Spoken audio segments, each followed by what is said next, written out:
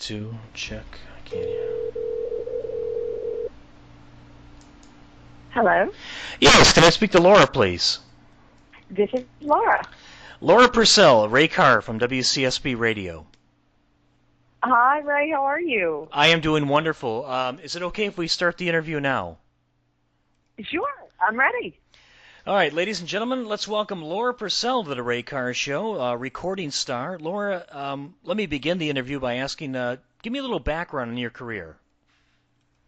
Oh my goodness. Well, I grew up in Nashville. My father is Bill Pursell. He recorded with Patsy Cline and Johnny Cash, Chet Atkins, Marty Robbins, even Bob Dylan. Wow. So I kind of grew up in music, and I moved out to Los Angeles in my mid-20s and started my own career out here. And I've ended up recording 5 CDs. I've worked a bunch with my dad. And this latest CD that I'm working on, which is called The Very Last Dance Hall Left in L.A., is actually a collaboration between me and my dad. So it's very special. What kind of music could we expect to hear on this new CD? Oh my gosh, it's a combination of country, jazz, and pop. It's not category. You can't put it in a single category. It's pleasant to the ears. It's easy listening, but it's dramatic. It has a lush string section. Beautiful arrangements written by my dad, and I think it's very cinematic. I think that's the best way to describe it. Have you had a chance to listen to it? No, I'm going to take that time after the interview, and what I like to do is I like to talk to the artist first, and then I like to listen to the music afterwards, so now I have a background. Sure. Yeah. Yeah. Well, you're going to hear some gorgeous string section.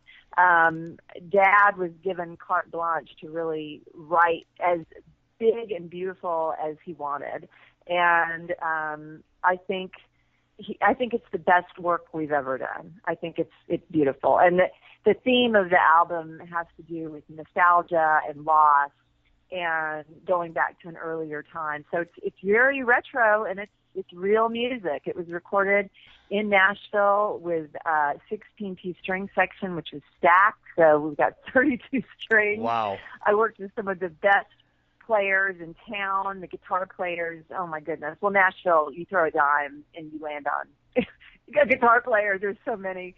These guys were incredible. Dave Cleveland, a drummer, Paul Lyne, worked with Shania Twain and Faith Hill. So I was really, really fortunate to get an all-star assembly of musicians, and it was just an incredible experience. Well, it sounds like a great experience, and I can't wait to hear the CD. Now, let's go back a little bit, Laura. Talk a little bit about some of the influences and some of the great singers you heard growing up that you wanted to emulate, that you thought were inspirational to you. Well, you'll probably hear this right away when you hear me saying Karen Carpenter was an enormous influence. I adored her. I grew up as a figure skater. I figure skated, and I would skate to Karen Carpenter. And having moved to it and skated to it and sung along with those songs, there's no way that wouldn't have been a huge influence on my life. And as I've gotten older, I have such an appreciation for her simple lines and her soulfulness, just very, very pure singing, unadorned, not a lot of theatrical gymnastics. And as I got older, I started listening to jazz artists like Peggy Lee. Oh, I love her. Currently, Peggy Lee is just amazing. Karen Allison, wonderful jazz singer. There are a lot of really great singers out there. I love Barbra Streisand. I like her earlier stuff.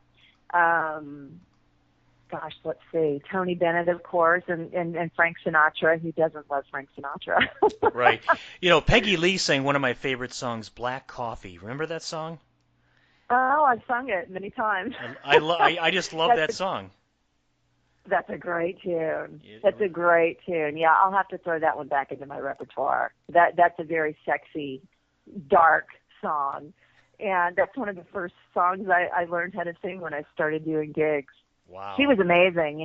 She wrote a lot of material, and she could just put herself in front of the piano and sing a song and just put it across without any gymnastics. You know what I mean? Yeah. Yeah, she did a song just later. telling the story. Oh, she was a great storyteller, and she did a song later in her career that was kind of an odd song, but I liked it anyway. It was called "Is That All There Is?" Isn't that fabulous? That is such a great, and it is weird, isn't it? The lyrics are so strange.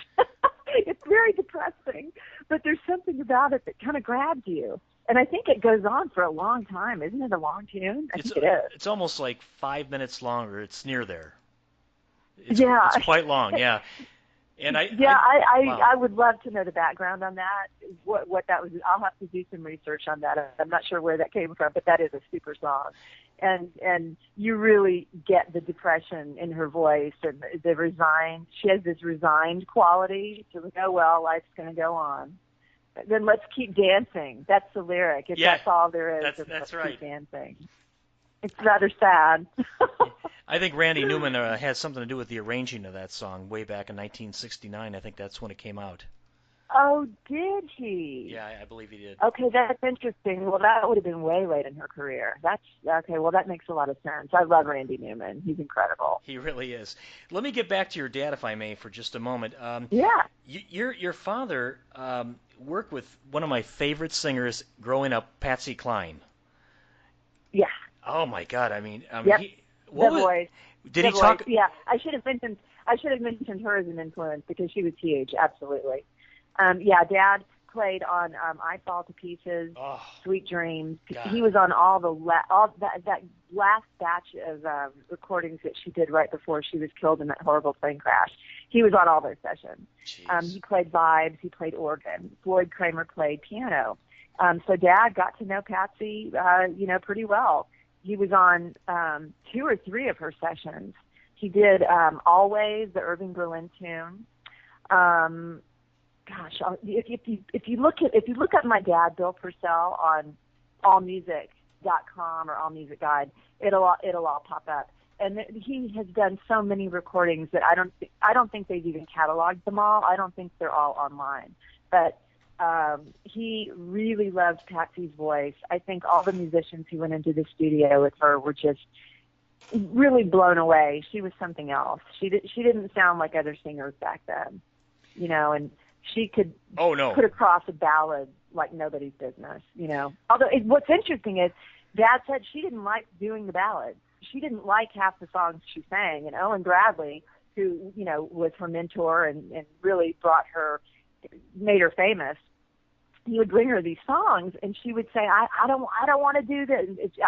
She had much more colorful language than I'm going to use right now, but she was basically very unhappy with these choices because she was she was a country girl from the mountains. She did yodeling contests. You know what I mean? She was she came from a different background world and background, and they really cleaned her up and gave her this polish and sheen, and she was all of a sudden she's this pop country balladeer, which is not how she saw herself, but the way she sang. I mean, Owen Bradley was right on. And he would always win. Eventually, he would take Patsy over to the piano and he'd say, Patsy, come on, we talked about this. This is going to be a hit. This is a great song. And she would do it. Amazing. It really was. Just amazing. Yeah. And, her voice was so rich and strong. And you just, yeah. Even to this day, you listen to it and go, man, it doesn't matter if it came out in 1962 or 2014 or 15, it's still very relevant today. Oh, yeah. It's not dated. A voice like that is just timeless. She had that beautiful, throaty, deep resonance, that I think a lot of singers now don't have. And who knows? I don't think. Did Patsy have any training? I don't think she did. No. I think she just did contests and that was just a God-given talent. And she had such a chemistry with Jim Reeves. I mean, Jim Reeves and her were just amazing together. Yeah. They really were. And she was a pistol. She was a firecracker. Dad said she was a hard woman. I could imagine. I could imagine what she was like. Quite hard. And, in Nashville back in those days, it was pretty conservative. And she would wear some outlandish clothes into the studio. And Dad would talk about her insane get-ups, and they would all kind of roll their eyes. They thought it was really funny. But she would open her mouth to sing, and boy, she owned it. The only other person he has been that effusive about was Dolly Parton. and he said, working with Dolly, she just, that's another one. You knew when you heard Dolly that was something different. She was just going to be a star, Yeah, you know? she had that quality about her, absolutely. And so do you, Laura. Oh, well, well, thank you. That's awfully nice of you to say. Thank I you. wouldn't put myself in their category, but I'll thank you very much. Well, Laura Pursell, our special guest here on the Ray Carr Show. Laura, I wanted to ask you, how do you keep yourself, after all these years of singing, how do you keep it all fresh and exciting? Because sometimes you do it for so long, you kind of get a little tired of it.